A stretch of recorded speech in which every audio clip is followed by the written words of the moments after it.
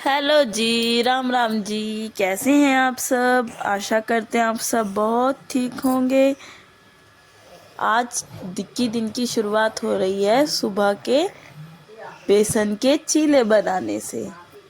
सर्दियों में ये खाना बहुत ही फायदेमंद होता है क्योंकि इसमें बेसन में आयरन होता है।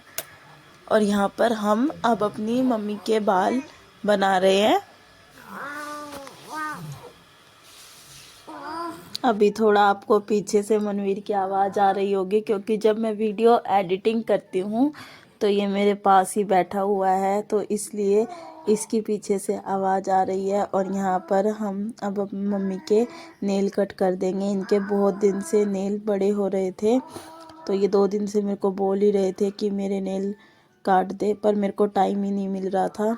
यहाँ पे देखिए, अब मैं मनवीर के साथ थोड़ा सा नीचे बैठ के खेल रही हूँ, तो इसको मैं वीडियो शूट करवा रही थी थोड़ा सा कि बोलो हेलो हाय।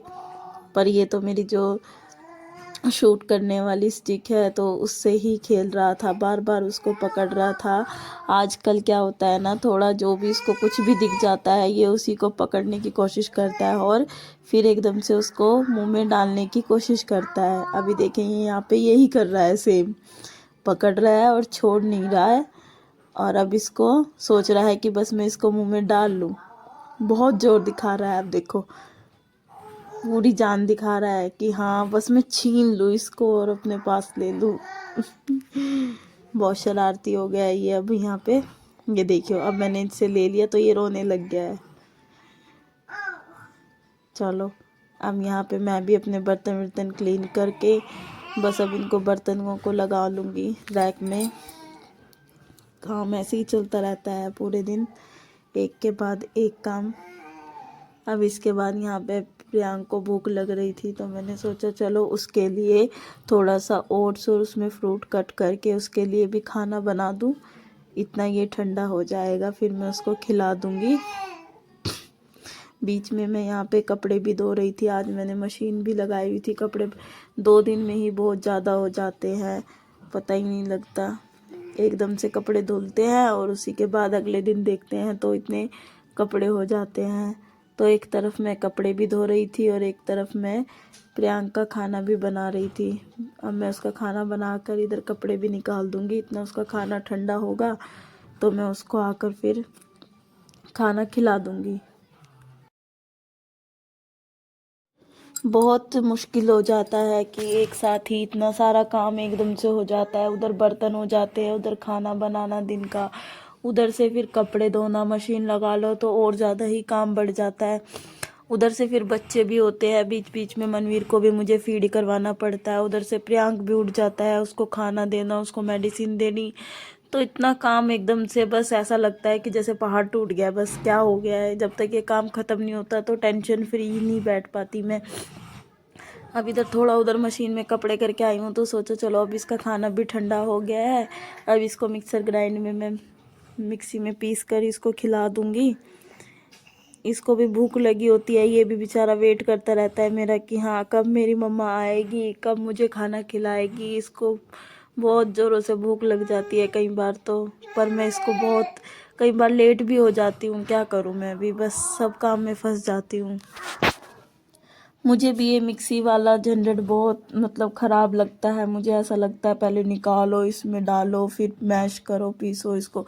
अभी मैं सोच ही रही हूँ कि थोड़ा सा देखती हूँ अभी कि प्रियांक के लिए हैंड ब्लेंडर ले लूँगी। उससे मुझे बड़ी आसानी हो जाएगी कि बस जिसमें खाना खिलाना है फिर उसी में आसानी से इसका खाना मैश करो और फटाफट इसको खिला दो। क्योंकि उसको हम ये है कि कहीं ट्रैवल पे जा रहे हैं या कहीं भी बाहर जा रहे हैं तो उसको हम आराम से कैरी करके अपने बैग में भी ले जा सकते हैं। क्योंकि प्रियांक को बाहर ले जाना बहुत मुश्किल हो जाता है, क्योंकि सबसे पहला तो उसका काम मुश्किल हो जाता है कि उसको खाना देना। अब वो तो घर में रहता है तो ये है, उसको हम सारा अपना आसानी से जैसे भी मुझे ठीक लगता है मैं वैसे उसको खाना खिला देती हूँ। क्योंकि एक तो हर खाना उसको मैश करके ही देना पड़ता है। जो थोड़ा सा मतलब सॉलिड फूड होता है वो निगलने में उसको बहुत मुश्किल होती है और वो खा नहीं पाता, क्योंकि उसको बार बार खांसी भी आती रहती है। इसीलिए मैं कहीं पे बाहर उसको लेकर जाना मेरे लिए बहुत मुश्किल हो जाता है। अभी बस उसका खाना रेडी हो गया है, अब मैं उसको खिला दूँगी। ये देखिए यहाँ पे इसका प्योरी बन जाता है अच्छे से। इसमें मैं इसको खजूर वजूर डाल के बादाम सारा प्योरी बन जाती है उसकी। यहाँ पे देखो मैंने इसको लिया है ना, अब ये वेट करेगा जैसे ही चम्मच आती है ना, इसको देखो कितनी भूख लगी है, एकदम आराम से खा लेता है। बहुत वेट करता है, ये भी सोचता होगा, बोल भी नहीं पाता ना कि हाँ उसको भूख लगी है। बस उसका इशारा मैं ही समझ सकती हूँ। जब उसको भूख लगती है वो इशारा कर देता है कि मुझे भूख लगी है, मुझे खाना खाना है। अब मम्मी हूँ मैं उसकी तो सारा समझ लेती हूँ, पर कोई और उसका इशारा नहीं समझ पाता है। एक तो आजकल इसकी तबीयत भी थोड़ी सी ख़राब चल रही है, इसको एसिप्रेशन की प्रॉब्लम हो रही है, बेचारा बहुत परेशान हो रहा है। अभी देखते हैं, इसको हम डॉक्टर की अपॉइंटमेंट लेंगे तो इसको डॉक्टर को भी दिखाना है मुझे। वैसे भी इसको मैं लास्ट मंथ लेकर गई थी अपोलो में, तो कम से कम मुझे लगता है अब 1 महीना होने वाला है।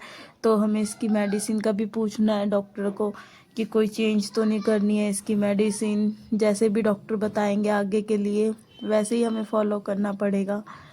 तो थोड़ा सा इसको वैसे भी दिखाना ही है मंथली, और थोड़ा सा इसको जो प्रॉब्लम हो रही है उसके लिए भी पूछेंगे, क्योंकि ये थूक कितना निकाल रहा है ना, इसको बहुत ज़्यादा एकदम स्प्लिट कर रहा है ये बाहर, पूरे अपने कपड़े गीले कर रहा है। इसकी तबीयत बहुत ज़्यादा ख़राब हो रही है बीच बीच में। तो एक तो ये पानी भी नहीं पीता, पानी भी बहुत कम पीता है। अभी मैंने इसको 1-2 दिन पहले थोड़ा गर्म पानी दिया था तो थोड़ा इसको फ़र्क लगा था।